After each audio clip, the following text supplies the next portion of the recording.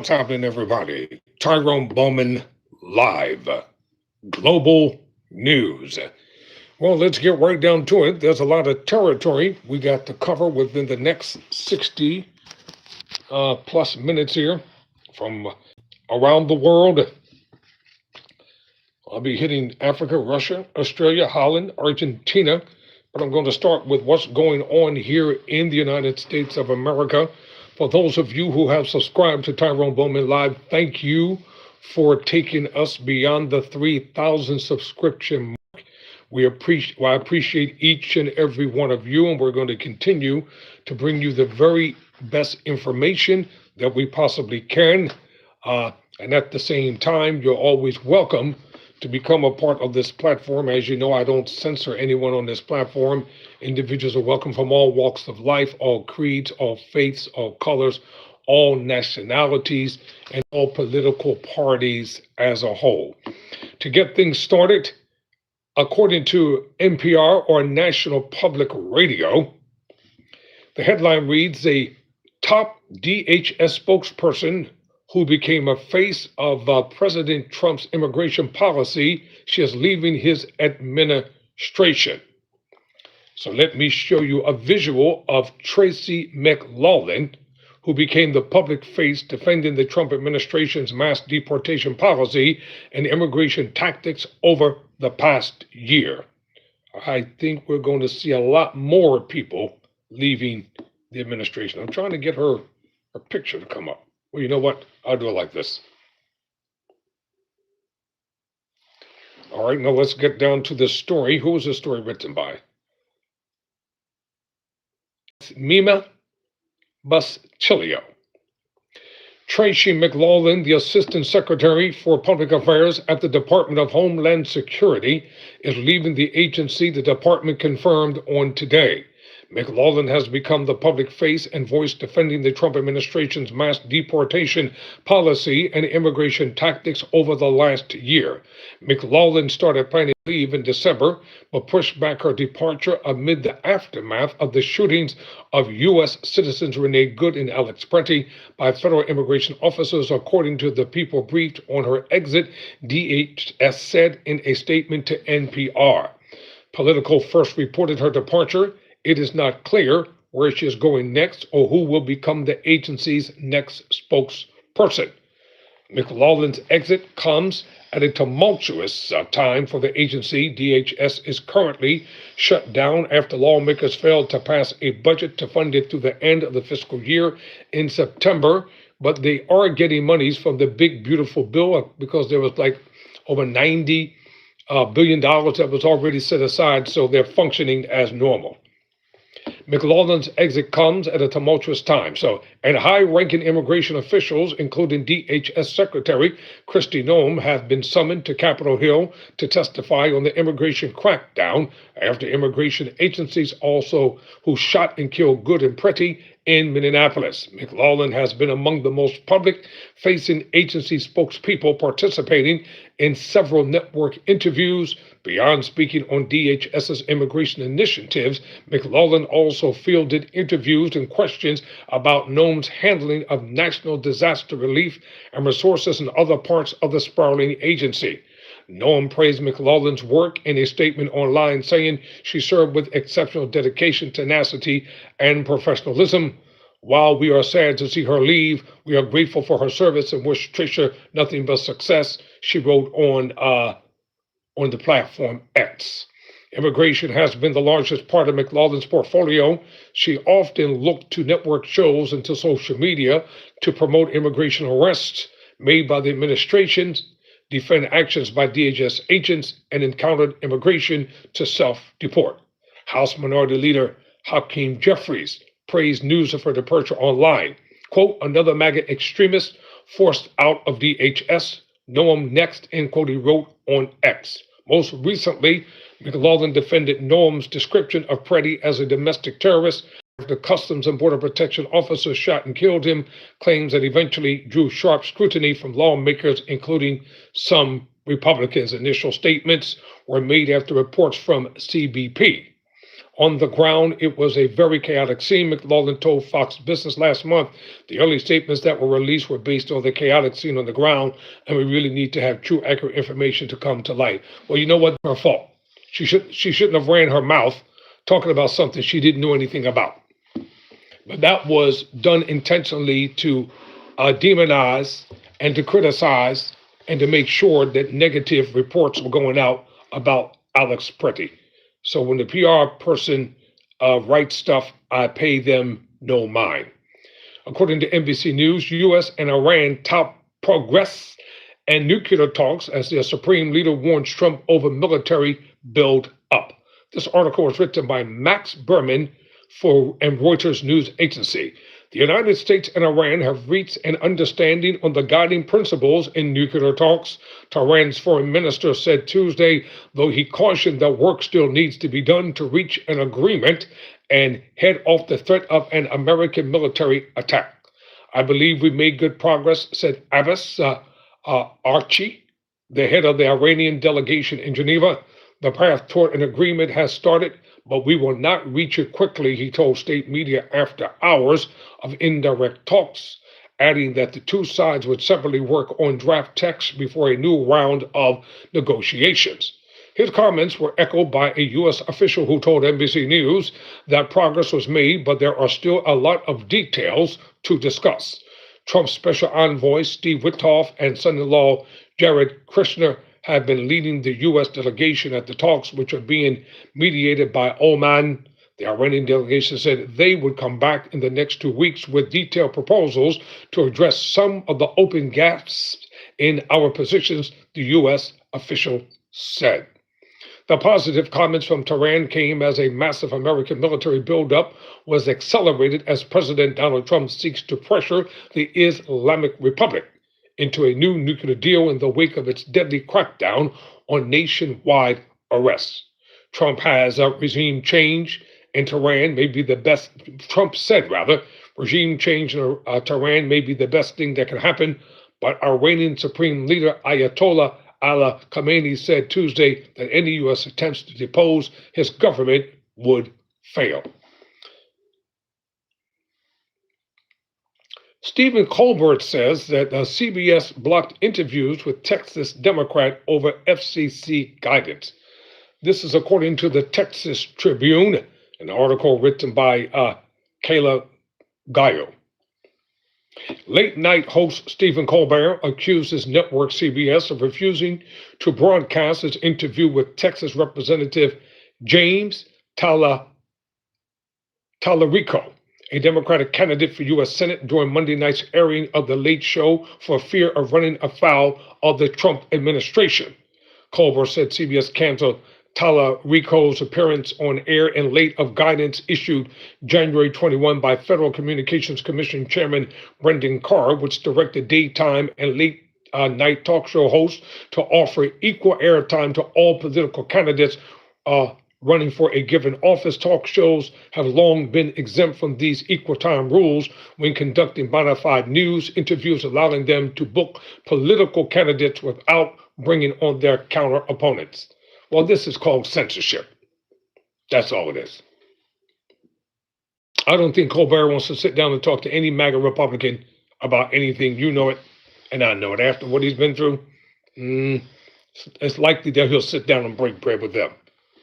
Talarico was supposed to be here, but we were told in no uncertain terms by our network's lawyers who called us directly that we could not have him on the broadcast, Colbert said in a segment explaining the cancellation. Then I was told in some uncertain terms that not only could I not have him on, I could not mention me not having him on. I would sue them. I could not mention me, and because my network clearly doesn't want us to talk about this, let's talk about this. In a statement, CBS refuted Colbert's explanation and said that The Late Show was not prohibited by CBS from broadcasting the interview with Representative James Talarico. That's a lie. I believe Stephen Colbert. I believe exactly what he said. Because these people are always trying to save face, they're always trying to cover up their behinds. I believe what he said.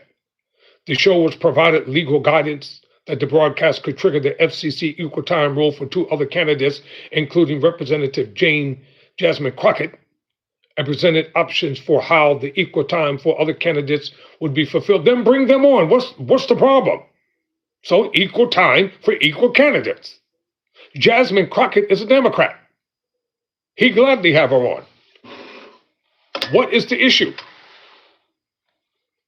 You know, many times when lawyers get involved in something, they're just in it for the money, and they make a huge mess out of everything for everybody. The Late Show decided to present the interview through its YouTube channel with on-air promotion on the broadcast rather than potentially providing the equal time options. Kudos to you. The interview was set to air on Monday night's show, the day before the start of early voting for Texas's March 3 primaries. Tallarico is vying for the Senate Democratic nomination against Crockett, a Dallas congresswoman who has led in recent polling. Through other surveys have found the race to be a dead heat. Crockett previously appeared on Colbert's show in October 2024 and most recently in May 2025, several months before launching her Senate run. President Donald Trump has repeatedly urged the FCC, which approves mergers in the media and telecommunications industry, to crack down on American broadcasters. In his letter, Carr wrote that programming motivated by partisan purposes should comply with the equal time rules, whatever, blah, blah, blah. That's a bunch of legal jargon there.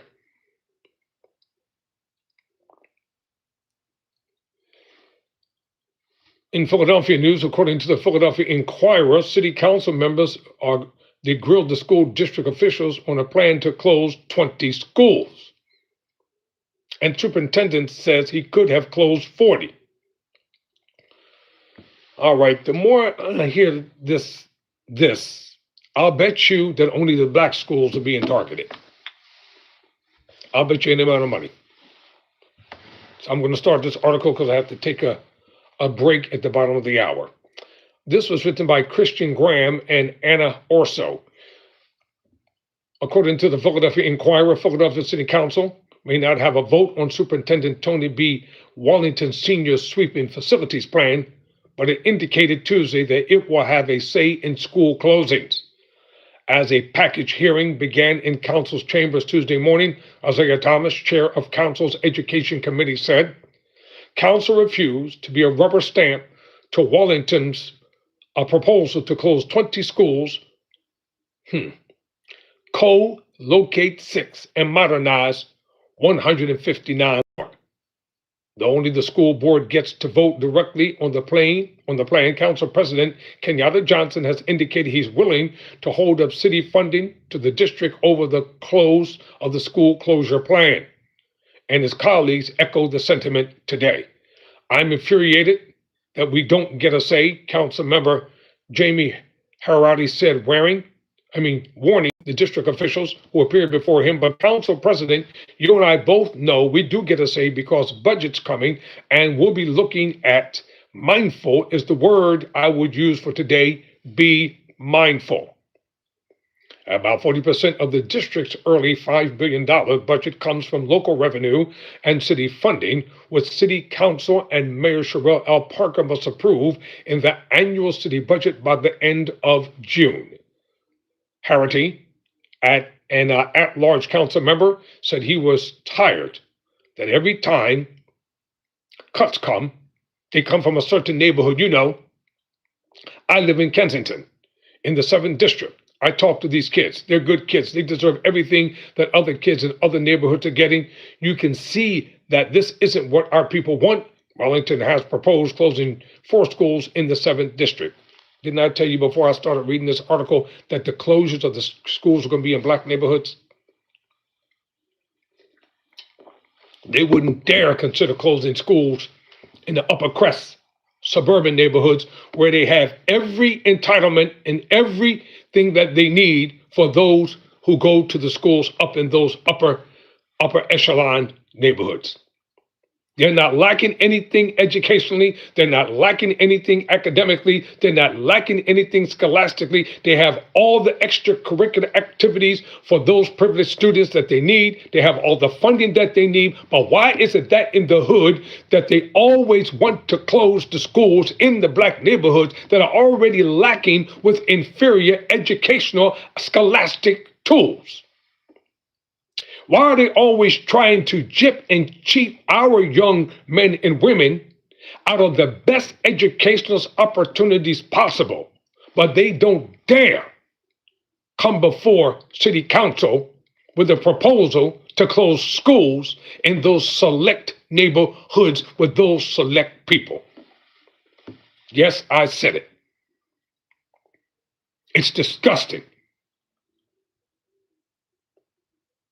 that they always want to close schools in black neighborhoods.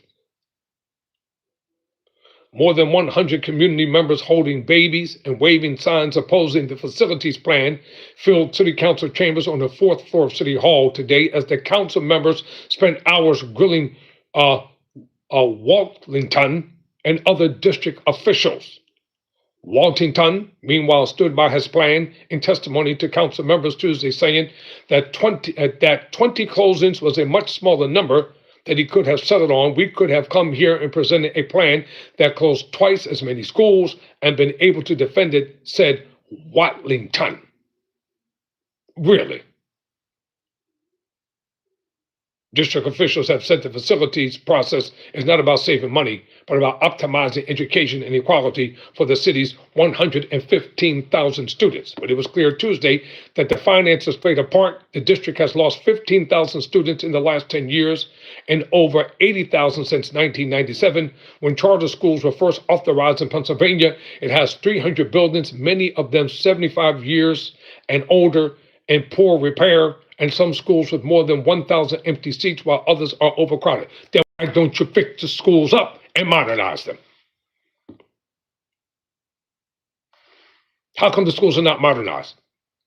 How come they're not fixed up? How come they're not advocating for the best educational opportunities possible for our young men and women so they can have an even playing field when they get out into society that's going to try to marginalize them anyway? That's why an independent voice for advocacy must continue to resonate and fight for our young people to have the right to the best educational opportunities possible so that they can go forward in life and succeed. We're not talking about affirmative action here. We're not talking about DEI. We're talking about doing what is right for the sake of doing what is right. If you can find enough money to build a stadium, billions of dollars for the Philadelphia 76ers, why can't you find enough money to make sure that the educational system is functioning right? Why? Why do people have to always come in Philadelphia and fight and argue and cuss for every little thing for our young men and women who face nothing but poverty and hardship and degradation all the days of their lives? Always being told what they can't do, where they can't go, what they can't have. How many more times do you think today's youth are going to sit idly by and listen to people saying, you can't do this, you can't do that, you can't have this, you can't have this, we can't give you a job? They are producing inferior remedial reading skills. The majority of our children cannot read the way they're supposed to read because they don't have the necessary up-to-date reading materials to compete with. That's why I can't be a politician. They'd have to throw me out of city council. I'll lay them all out. You got to fight for what is right and for what is just. And closing schools in the black neighborhoods, it is insidious. Fix the schools up. Modernize them. Give them the opportunities that they need to be able to excel academically, scholastically, and economically. God knows life in itself is going to come against them to try to stop them from getting ahead. I do agree with that. It's going to start, quote, it's going to start with teaching the youth in vocational training. I agree with it 100%, 1000%. If it wasn't for the fact that when I came out of high school, I went to a radio school called the American Academy of Broadcasting, I wouldn't be working in radio today. I went there for 2 long years, comprehensive broadcasting and engineering technical broadcasting, and learned the intricacies and the fundamental things when it came to radio. That's how I got into radio, with the help of good people. Vocational training is essential, mandatory, and necessary. Tyrone Bowman live. Global news. I'll be right back right after this short break. Let me put my little makeshift microphone here. I'll take a quick break too.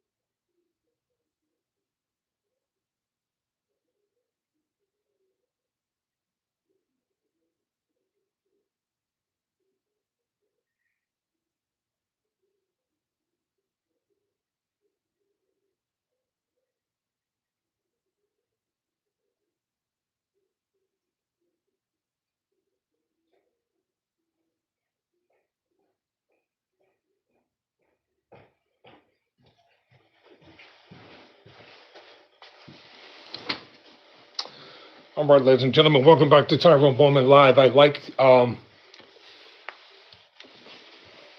me see. I like the fact that people are commenting on this particular article that I'm reading from the Philadelphia Inquirer about City Council having to argue with the superintendent of schools in Philadelphia because he wants to close 20 plus schools in urban neighborhoods. Let me check this comment out. You see too many people going to college, rack up $100,000 in student loans and end up working at McDonald's. That is a true statement because theoretically they're learning things, but they're not learning practicality. You got to have hands-on. Like I give an example. As you know, I've said, and this is true about me, I'm a law student, working toward getting a JD, Juris Doctorate in law, to become a criminal justice advocate. Now, that's just a theoretical part, but I've got some real life experience, ladies and gentlemen. I know what I'm talking about. I know the ins and outs of the system, the pros and the cons, because I was there for an entire decade. Oh, yes, I was. So I can tell you what goes on in the DOC. I can tell you about the prison industrial complex. I can tell you what it is to be falsely accused, falsely arraigned, falsely charged, locked up, and hoping that you would die. You know, right, I'm going to be an advocate for justice and fighting for people who cannot fight for themselves. The biggest mistake they made was giving me that number FZ7210 because I will take it and turn it into a badge of honor. Too many college students are working at McDonald's and other places because what they don't understand is that, and this is what I tell them, stop talking about your degrees What type of skills do you have? Just because you have a degree in journalism from Temple University, that does not mean that you're going to walk into a radio station or a television station and get a job as an anchor person. You better get yourself a YouTube channel. You better start up your own little whoop-de-doo broadcasting company on YouTube and hone your skills there. Because if you can't connect with people through a camera like I'm doing, how are you going to talk to an entire world? Sitting in the anchor's chair, and most of those individuals who are anchormen and anchor women, they started as field reporters when they first got into the industry, when they first came out of school. It's just like in politics. If you want to be a first grade politician, you got to start from the grassroots level. So let me finish reading this article here. But it was clear Tuesday that finances played a part. The district has lost 15,000 students in the last 10 years and over 80,000 since 1997, when charter schools were first authorized in Pennsylvania. It has 300 buildings, many of them 75 years and older and in poor repair, and some schools with more than 1,000 empty seats, while others are overcrowded. Watlington and board president Reginald Streeter, who also testified, pitched the plan as a way to add things the district can now offer: advanced placement courses in every high school, the opportunity for all 8th graders to take algebra, more pre-kindergarten and career and political education programs. Let me tell you something, they should be learning this stuff fundamentally from the time they're in the first grade. Why are they just learning this when they get to the 8th grade? The other young boys and girls who come from affluent neighborhoods, they learn these things at an early age. Why would you wait until the 8th grade to start teaching our children about the mathematical equations that they're going to need later on in life? Teach them while they're early so they can learn. Learn how to read, learn how to write in cursive writing. Learn how to be an effective communicator with individuals. I do believe we all get the opportunity again in our lifetime. And he said, I don't believe we'll get this opportunity again in our lifetime, Watlington said. The superintendent dropped a few previously undisclosed facts about the facility's road map, indicating that his recommendations could shift slightly before he presents the plan to the school board on February 26th. No date has been set for the board's final vote, which is expected later this winter. It's premature to say how the final recommendations will land. The superintendent said, quote, if there are schools that council wants me to take off the list, add others on the list, we are open to you telling me what those are, but we cannot get to a place where we address over 35% non-utilization rate in buildings if no changes are made. Well, why are those buildings being closed? Why were they closed in the first place? See, you got to go back to the days when Constance E. Clayton was the superintendent of schools in Pennsylvania. And you got to go back to the days when her predecessor took over. The Philadelphia school system has had problems for over 50 plus years. When are they going to get these problems solved once and for all and stop playing with the lives of our children? Deborah Correa, the city's chief education officer who spent 3 decades as a district teacher and administrator, told council that Parker believes the current district footprint is unsustainable.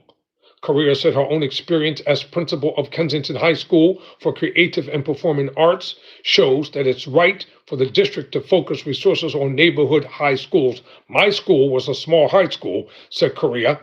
I could only offer my children 2 AP courses, which other schools like Central, where my son went, could give them over 20 plus AP courses.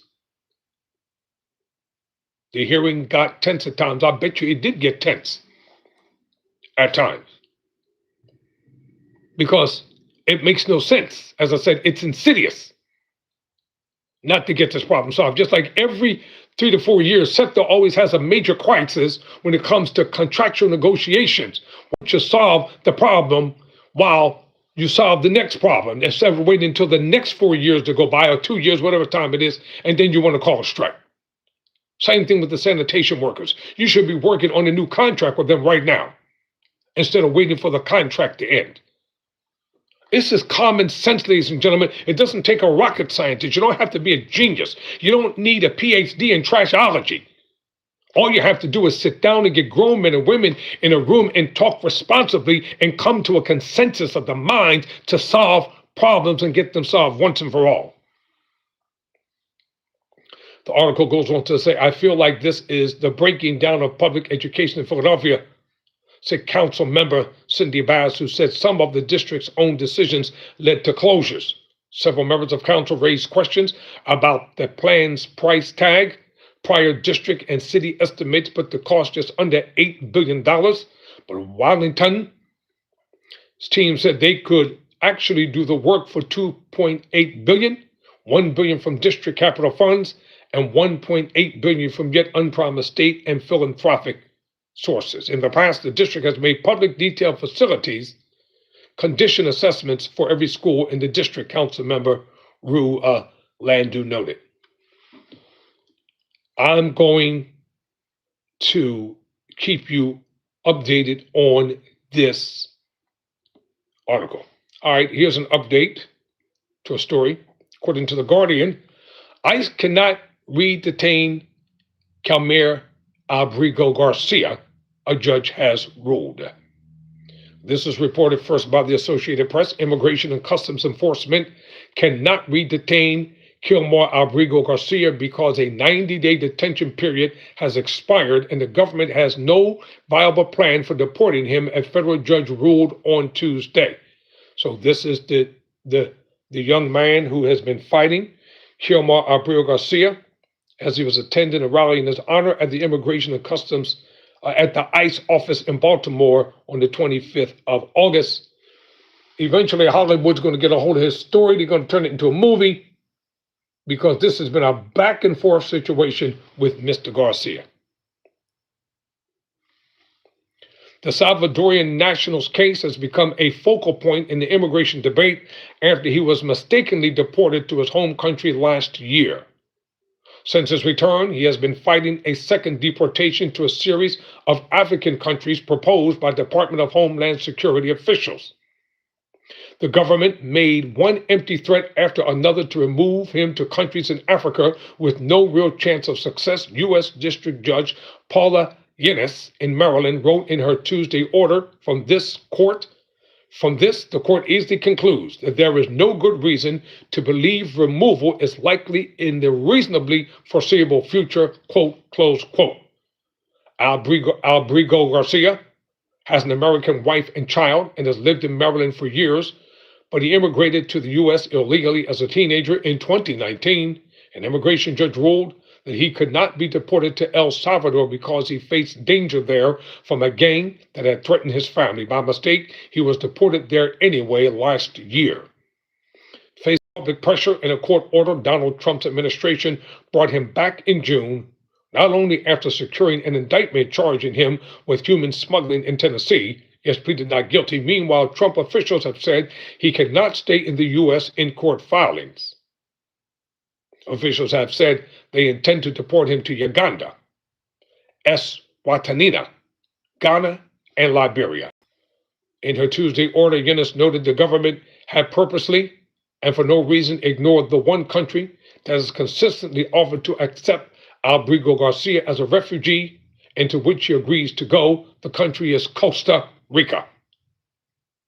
Simon Sandoval Maschenberg, Abrigo Garcia's attorney, urged the court that immigration detention was not supposed to be a punishment. Immigrants can only be detained as a way to facilitate their deportation and cannot be held indefinitely with no viable deportation plan. So, since Judge Ennis ordered Mr. Abrigo Garcia released in mid-December, the government has tried one trick after another to try to get him re-detained. Sandoval Moschenberg wrote in an email on Tuesday, in her decision today, she recognized that if the government were truly trying to remove Mr. Abrigo Garcia from the United States, they would have sent him to Costa Rica long before today, end quote. So what do you all think about this story? Oh, my. In a related story, An immigration judge rejects Trump's effort to deport a Palestinian student, according to Reuters news agency. And this article was written. So, an immigration judge has rejected the Trump administration's efforts to deport Columbian University student Moshin Madawi, who was arrested last year following his participation in pro-Palestinian protests. Lawyers for Madawi detailed the immigration judge's decision in a court filing today with a federal appeals court in New York, which had been reviewing a ruling that led to his release from immigration custody in April. There was so much going on. All right, now, I want you to listen to this story. A Florida man has been indicted for supplying banned drugs in a case involving U.S. sprinter Marvin Bracy Williams. What is going on here? What the Sam Hill is going on here with this story? We got to talk about this right now. We're not going to play with it. Somebody apparently is in hot water, and it appears to be silver medalist Marvin Bracy of the United States.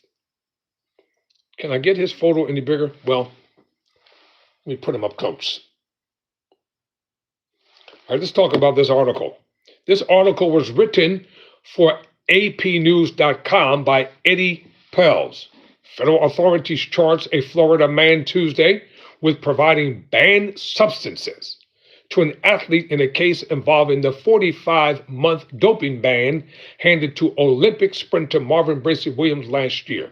Now, you know, down in Florida with Ron DeSantis as the governor,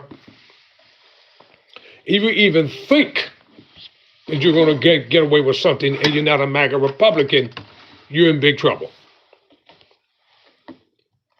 The U.S. Attorney's Office in Orlando announced the indictment of Paul Askew of Jacksonville for violating the Rodchenkov Act, a law enacted in 2020 that allows U.S. authorities to prosecute doping crimes involving international events. Prosecutors said Askew could face up to 10 years in prison if convicted. Askew did not immediately respond to messages left by the Associated Press and an email address and phone number listed in his name. The court records showed he was in the process of being assigned an attorney.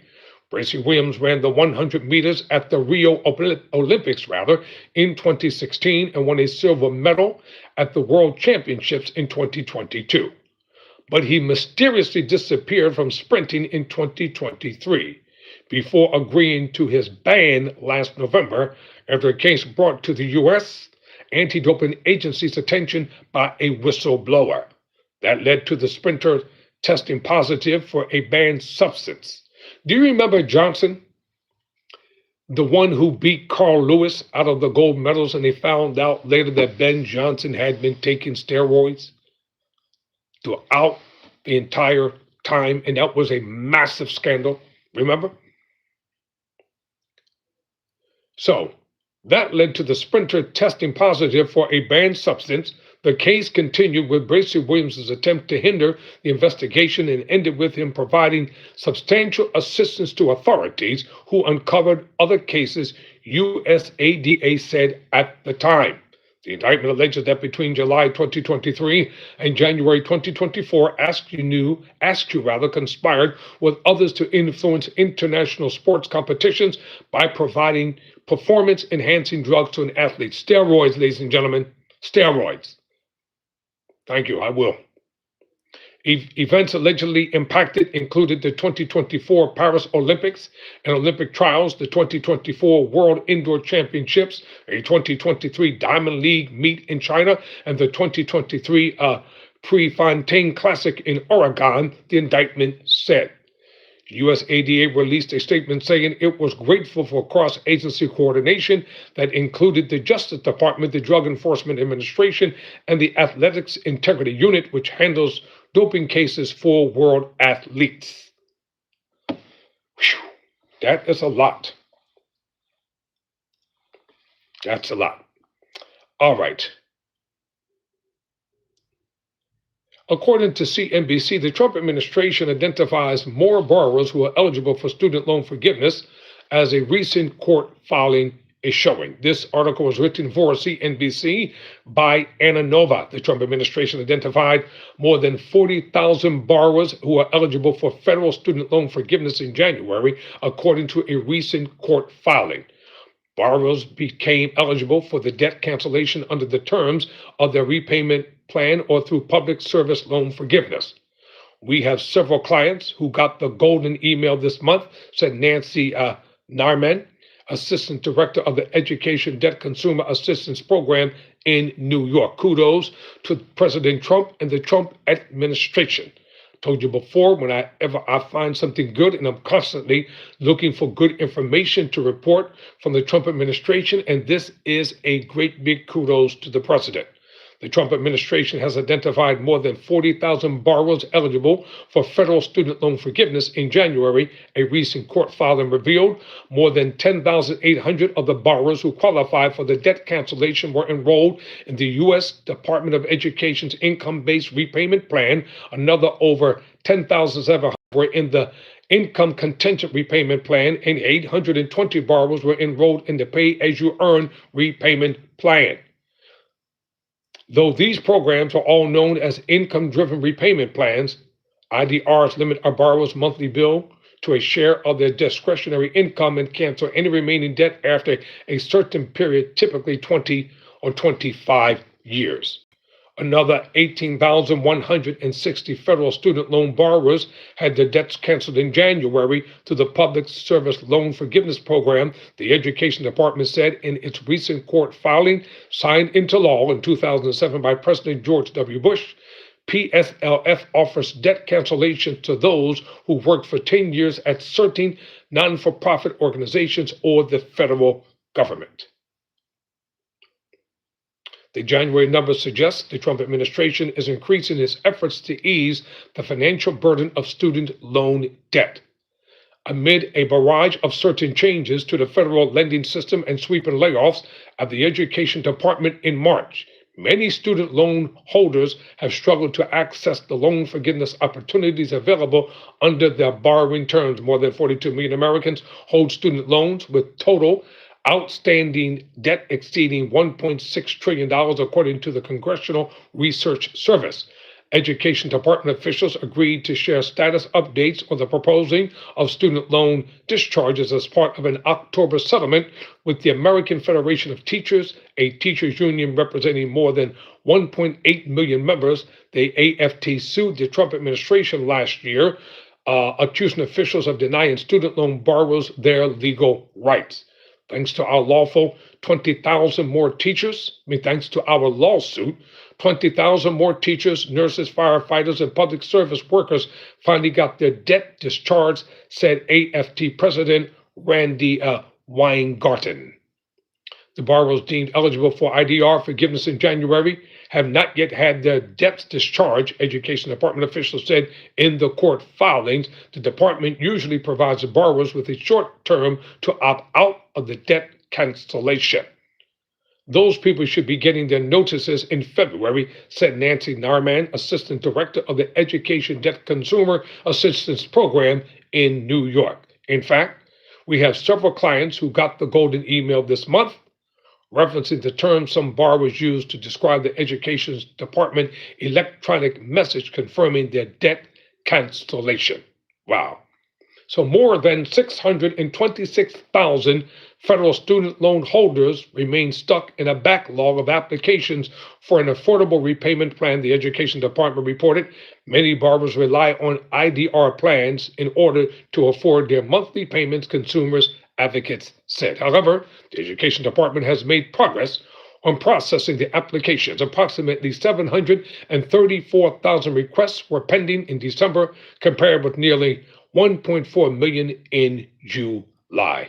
That is great news for those who really need the help. Okay, this is a story we want to keep you up to date about. The ex-Michigan coach Moore A judge grants a hearing, expresses concerns that the ex Michigan coach Moore may have had due process rights violated. What? They violated his rights. That's the consensuous thing that's always happening here in America when it comes to people being arrested in their zeal to arrest, to charge, to indict. The prosecutors zealously go about prosecutorial misconduct because they know they have total immunity from prosecution. They don't care as long as they get a conviction. I said they don't care as long as they get a conviction. And then somewhere along the line, if you have plenty of money and you have lawyers, you spot the prosecutorial misconduct and you call them out on the carpet. But that doesn't happen for everybody. This article was written by Larry Lagee, coming out of Ann Arbor, Michigan. A judge on today granted a request for a hearing to learn more about the investigation that led to charges against former University of Michigan football coach Sharon Moore, who was arrested soon after he was fired due to his relationship with his executive assistant. This was a rush to judgment. I'll guarantee you, it was a rush to judgment. And they knew it. But because they drew sensational headlines, because a black man was involved with a white woman, you know the taboo that already exists with that. Meanwhile, there are many interracial marriages across the United States of America and around the world.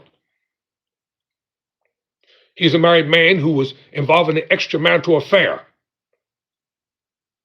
So he's fired from his job as a Michigan head coach. Judge J.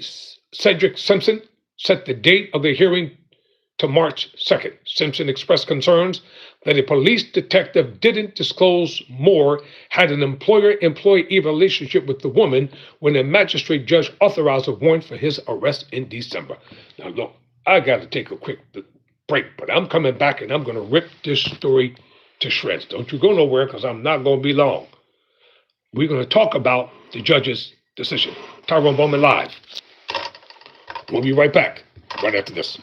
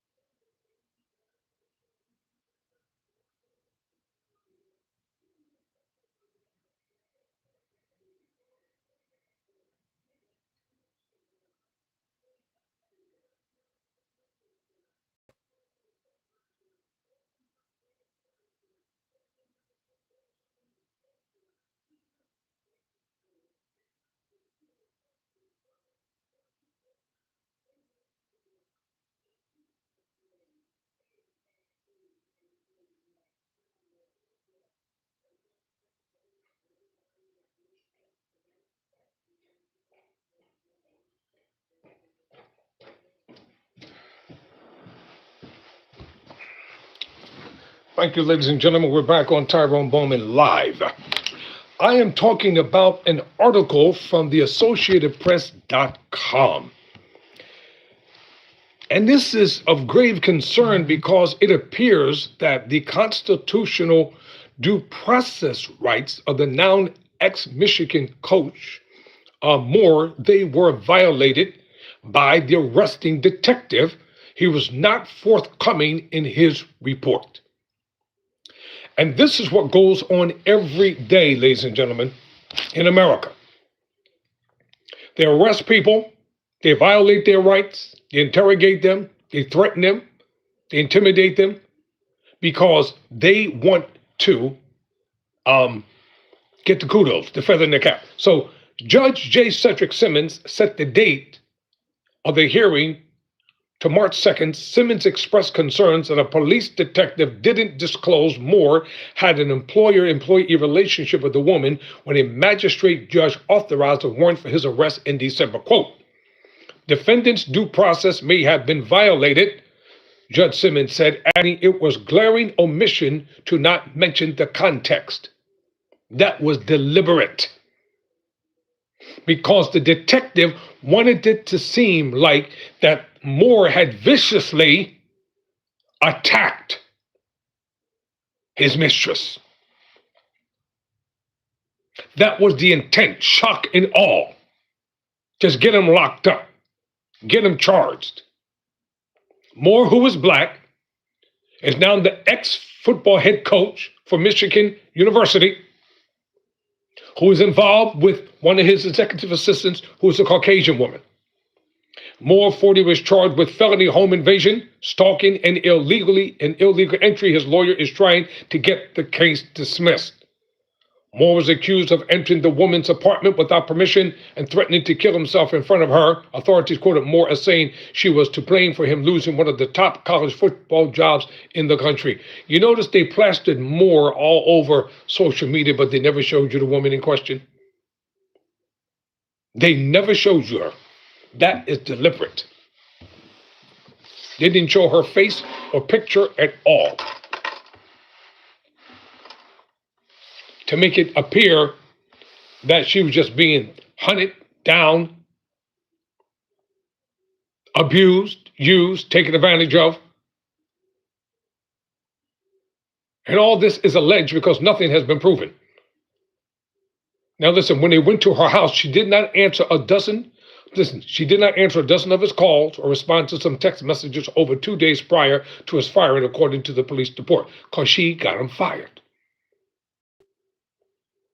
You don't know what that woman said to cause him to lose his job.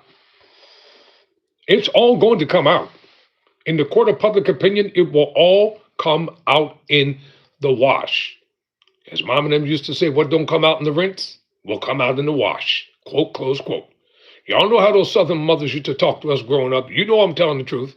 What don't come out in the rinse will come out in the wash. Defense attorney Ellen Michaels said while Moore was preparing for a bowl game, calling and texting his executive assistant that many times was reasonable. It's not stalking if the communication has a legitimate purpose, Michaels said. He is smart to get a female attorney. Moore coached the Wolverines for 2 seasons as a successor to Jim Harbaugh, who won a national championship before quitting to become coach of the NFL Los Angeles Chargers. Kyle Whittingham, who coached the Utah for 2 decades, is Michigan's new coach. Moore was abruptly fired on December 10 because of an inappropriate relationship with the staff member and for lying during the investigation. The university said, that's a bunch of bull. That's not why y'all fired him. You got people who are probably working for that university that's involved in all type of clandestine relationships, and they know it. They saw an opportunity to get rid of Moore, and Moore is going to sue them, and they'll probably win. Michael has accused a woman's personal attorney of giving information to police to villainize Mr. Moore. Yup. The attorney for the woman did it and maximized the chances of obtaining a large settlement from the deep pockets of the university. Excuse me.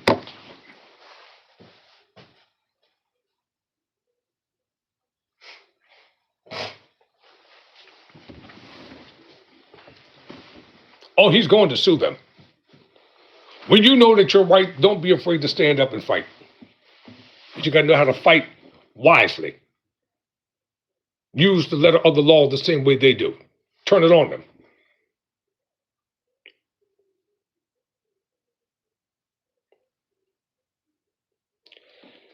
All right, let's find some more news stories before I get up out of here for the evening, ladies and gentlemen.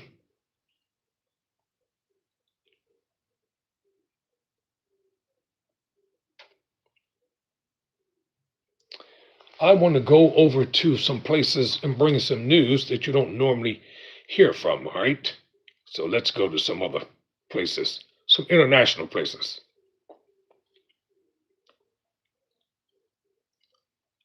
and see what's going on there.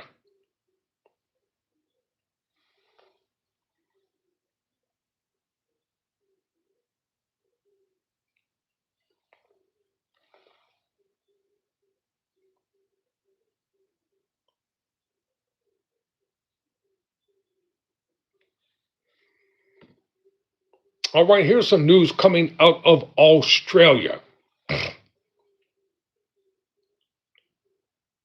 I like bringing news from different places because it brings a different perspective. All right, let's find out what we have coming from Australia. Can I get this feed up here?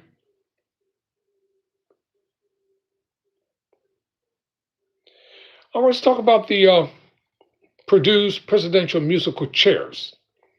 Purdue lost its seventh leader in almost as many years Tuesday with the impeachment of interim President Jose Jury on allegations of graft. Since 2016, 4 presidents were impeached. 2 stepped down to avoid the same fate, and only 1 managed to complete his intended term. Analysis point to a destabilizing tug of war between a powerful Congress and the executive, as well as chronic corruption and low levels of trust in politicians as reasons for the country's fast turnover of presidents. In 2018, center-right politician Pedro Pablo Kuczynski, known as PPK, became the first Latin American president to resign over alleged connections to a sprawling corruption case involving Brazilian construction giant O.D. Brett. 4 former Peruvian presidents, including one who committed suicide, became embroiled in the same case that has claimed numerous corporate and political scalps. Only 2 years into his term, Kuczynski relinquished power on the eve of an impeachment vote, making way for his deputy Martin Vizcarra to take over. Kuczynski remains under investigation and has been barred from leaving the country, but is registered as a candidate for Senate elections this year. You know, I can't make this stuff up. How are you under investigation and you're about to be impeached? Now you're running to become the Senate, to become a senator. You can't make this stuff up, ladies and gentlemen. Kuczynski's replacement, Martin Vizcarra, lasted only 2 years in the job, ousted by Congress in 2020 for moral incapacity, a charge that has also been levied against other Peruvian leaders. After clashing with lawmakers, he was ultimately convicted of taking kickbacks in exchange for public work contracts when he was governor. Let me tell you something. The only way that the dirt of these politicians comes to light is if you make somebody angry. When you piss off the wrong people, they will tell it all. Canada launches a huge defense plan to curb reliance on the United States. Prime Minister Mark Carney on Tuesday launched a multi-billion-dollar plan to strengthen the Canadian military and rely less on the United States. Carney's announcement of Canada's first defense industrial strategy built on a theme he has emphasized throughout his 11th-month tenure as President. Donald Trump rips through traditional U.S. alliances. Canada has not done nearly enough to defend itself in an increasingly dangerous world, and counting on U.S. protection is no longer viable.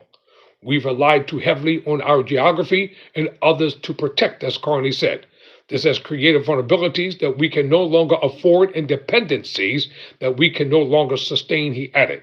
Carney has become one of the most prominent global voices criticizing Trump's administration, notably after his speech at the World Economic Forum last month, where he said Trump had triggered a rupture in the rules-based global order. On Tuesday, Carney also addressed U.S. Secretary of State Marco Rubio's speech last week to the Munich Security Conference, highlighting what the Canadian leader sees as the widening gap between U.S. and Canadian values. Carney had addressing reporters after giving a speech on the defense plan, pivoted to Rubio's speech without being asked about it. He cautioned that Trump's top diplomat had spoken of Washington's desire to defend Christian nationalism.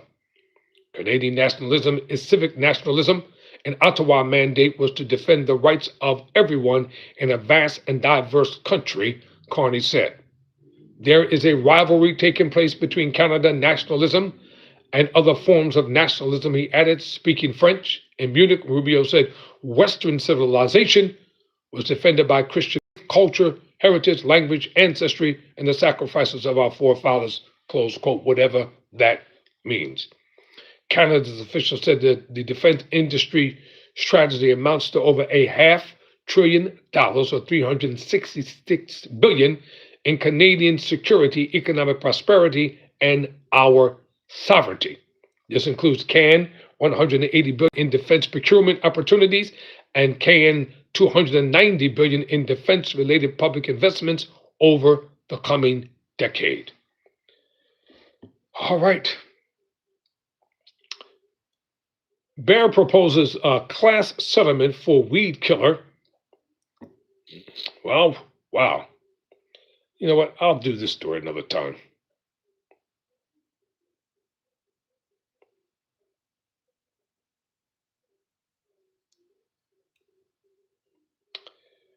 Do you know that in Australia they have some expensive suburbs over there?